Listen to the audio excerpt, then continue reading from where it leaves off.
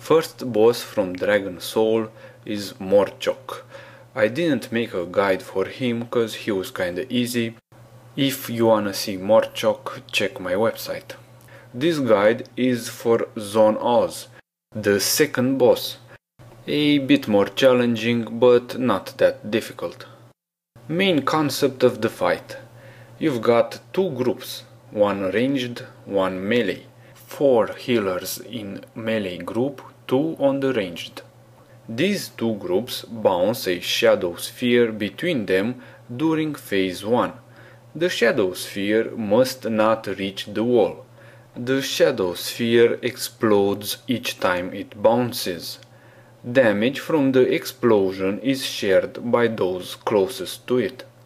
Naturally, you will want two groups to be as compact and as coordinated as possible. We tried sending one player, for example a hunter with deterrence, to solo take the sphere. He didn't make it. Might sound easy, but there are some things to look out for. Players rushing to get to the sphere, some are faster than others, result the faster ones die because there are not enough people sharing damage. We found that the best way to coordinate ourselves is to mark 2 players and everyone would stack and follow them religiously. For ranged we got the star, for melees we got the green triangle. A critical moment in this fight is when the boss needs to get hit by the sphere. This means turning the boss around. And the boss, of course, he has a deadly cone attack. At the same time, the tank needs to be out of the way of the sphere. Main tank lets us know that the boss will intercept the sphere, melees get out of the way, tank positions the boss, we go into phase 2.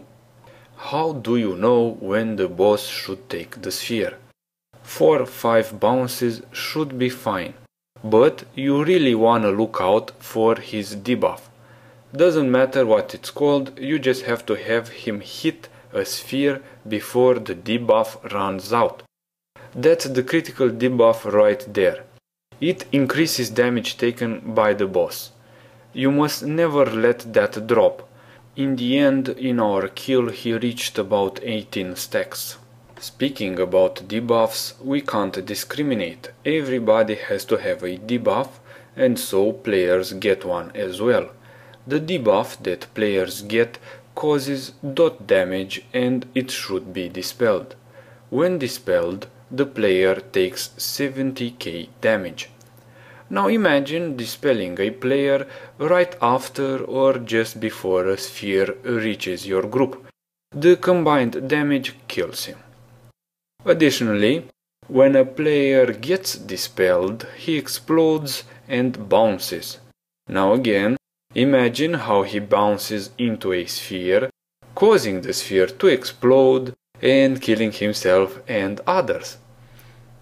Because of the bounces and the extra damage from the debuff, we found it easiest to have our affected debuffed players move out of the raid when they get the debuff. They move out, they get dispelled, they get healed, and then they get back in. Remember that they get healed, then move back in. Don't get dispelled, then be like, yay, I'm dispelled. And now you move in, you take damage from sphere, and you die. What about the dark sphere hitting the boss? When it does hit the boss, you get into phase 2, the black phase. It's a 30-second phase, really high raid-wide damage taken. Stack behind the boss and just heal and DPS. This is when the debuffs from the sphere bouncing around get applied to the boss.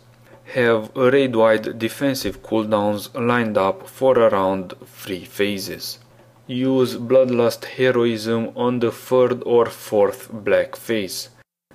If you get into a 4th black phase, people who used cooldowns on the 1st black phase should have them regenerated by now. He shouldn't really survive beyond the 4th black phase. At the beginning of the fight and after each black phase, when no black sphere has yet spawned, have your tank face the boss towards the ranged camp. That's where the sphere will spawn. That's it, thanks for watching, thanks for listening, I hope you enjoyed it. For more guides visit lovetoplay.wow.com.